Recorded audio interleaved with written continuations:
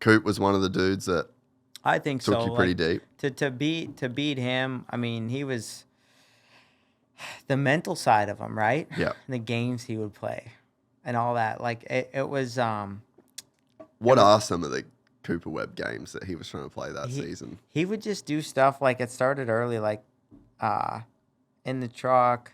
He would say little things here or there, like, and then Red Buddy had a cigarette in his mouth at one time. He just would do things, and it was just, and he would ride you hard too. Really? I think so. Like, I was always really clean, and then you always knew if you piss Coop off the right way, he'd do like a little bit of, he'd get in there. He'd give you a little elbow grease. So you did it affect your, like, because he's a guy that everyone, like, I feel like if you're in a championship battle with him, there's on track things to deal with and then off track things to deal with. I don't think it's not like he crosses any lines or goes crazy, but Heck there's no. just like a vibe and a level of intimidation that he can put on dudes that makes you think about the track and off the track. I think so for sure. And I knew that the only way I could beat him was on the track, and I straight up just pass him around the outside. Like, that's the only way you're going to beat Cooper Webb. And you got to do it, I guess, in a sense, like weekend after weekend, and then he's going to figure it out, and he's going to get you back. And it's just going to be a dogfight. Gnarly guy. Gnarly guy. What did you think about his Supercross season this year? I mean, I was there pretty much every weekend, Yeah. and it was impressive.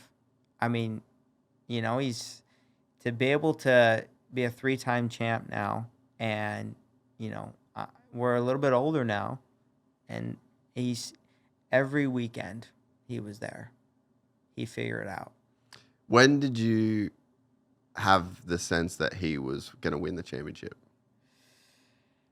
After I don't know if I really had a certain spot in the season, but when I don't know, I felt like his confidence, like doing the, obviously hosting, he'd come by every weekend, and after he clicked off a couple wins, and you could see he's like, all right.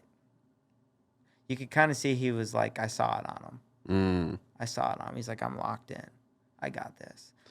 That must be such a hard thing to earn in a way, like, because you kind of can't fake that feeling. Because if you could, everyone would fake that feeling. Like, you definitely have to earn that. And once you get it, you've got it, kind of thing. Yeah, it's a little bit of a swagger. It's almost like in a walk, like the way you walk.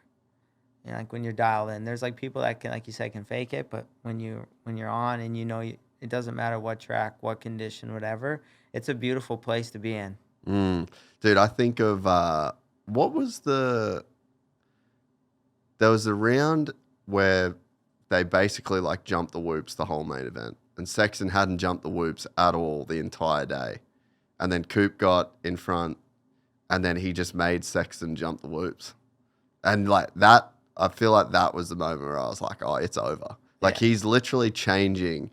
Sexton hasn't jumped these whoops one time for the entire day. And now Coop's out in front, forcing him to change his whole game plan, and it's over. Like, I think that he's won this championship now based off that result. Yeah, it's crazy when you think about it in that perspective. Like, maybe he changed Chase's outcome of the race by, literally Coop being in front of him.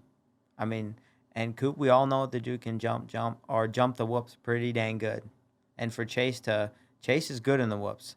He can definitely pound them pretty hard. So for him to change that speaks volume on what Webb can do. Yeah, and it's just like he mentally convinced. It's like he sold him. You know what I mean? He sold him a hand that was just a shit hand. Like, he should have, in one lap at the start of the race, if he committed to skimming the whoops, he probably would have blown by him. But it's just like he just had that thing. He had a moment where he just completely changed the dude's plan. And it's just like, that's a hectic level to get to. And I mean, it's stuff that it's very hard to even see. And like you said, you're seeing the swagger that he had throughout the season as time goes on. You just can't fake that shit. No. It's like once the door is cracked a little bit for him, good luck.